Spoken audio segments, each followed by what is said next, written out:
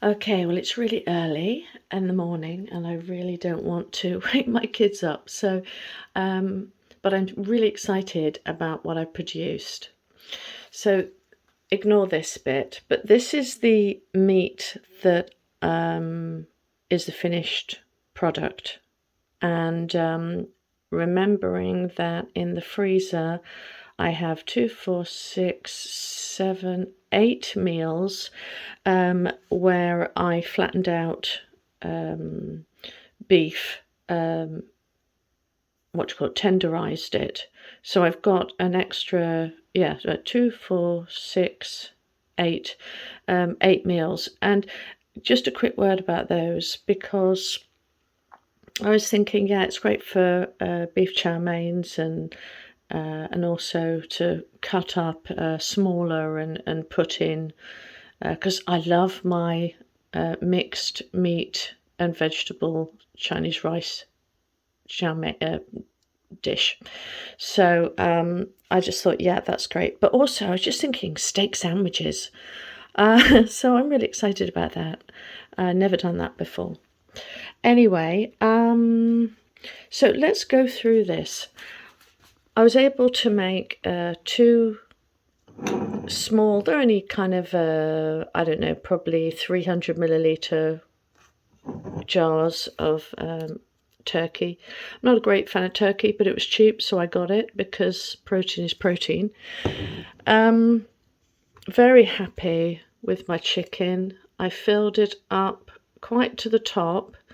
My fault, shouldn't have done it. It was a bit too high, a bit too high, but because you'll get siphoning if it's too high, and it won't seal. But I've got some nails.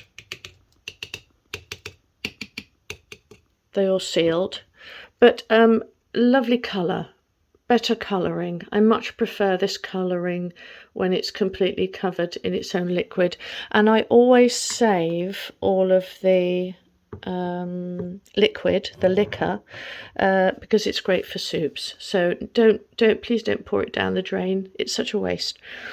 Okay, well, you do what you want, but I'm just saying. Success. So these are my pork chops. These were the ones that were just browned, roasted a little bit, really, just to get rid of that fat. And having looked at these, I think they're going to be amazing to break up, because they're going to have a totally different consistency to just raw packing them. But they're going to be, excuse the glue, let me change that around. But they're going to be great to put in the stir fries too. They're going to be great put into a potato salad, because they're going to taste just like roasted pork chops. So they won't have that problem, difficulty, I think, in reheating in liquids like you do, where the other stuff tends to, if you raw pack it, it just shreds really easily. But you can have a bit of both. And here's what I did. I did a bit of both, didn't I, with my beef cubes. So I got, out of those two, what was it, 40 odd pounds in coinage, currency. So yeah, I got the 2, 4, 6, 8 packets in the freezer, but I've got 2, 4, 6, 7 500 milliliters and 2 big beasts. I think these are about like 700, and this one's about 750 milliliters. But let's just have a quick look. So here you can tell the difference quite quickly. So this one's been raw packed, and that will disintegrate very quickly into beef stews. This one has been just quickly pan fried in butter. I think it's going to hold its shape. I'm not I'm not really bothered about putting on a label saying one is one or one is the other, because to be honest, they're going to be used the same way. But I love beef done this way, canned, because add some red wine. Well, what I do is I pour out the liquor. I don't pour out the meat until the last 10 minutes of heating through, but I pour out the liquor, and then here is where you add red wine or even white wine, or cream. So you can make your beef bourguignon, you can make your curries, you can do all of that, and then with the meat you just add that for the last 10 minutes of cooking, so it heats it all the way through.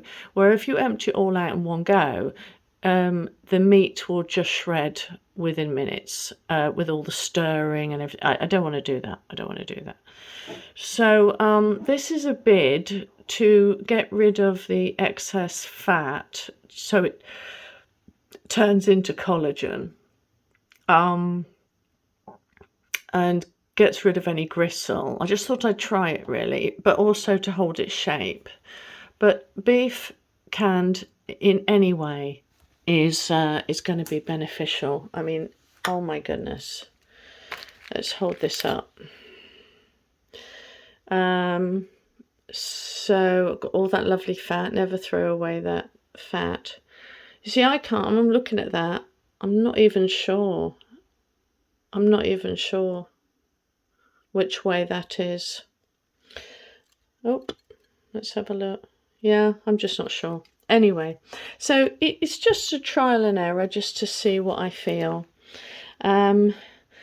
Just because I'm a bit bonkers, I'd also bought a load of cucumbers. I got some very odd looks in the British market, because in England, as I've said before, we only shop for the week.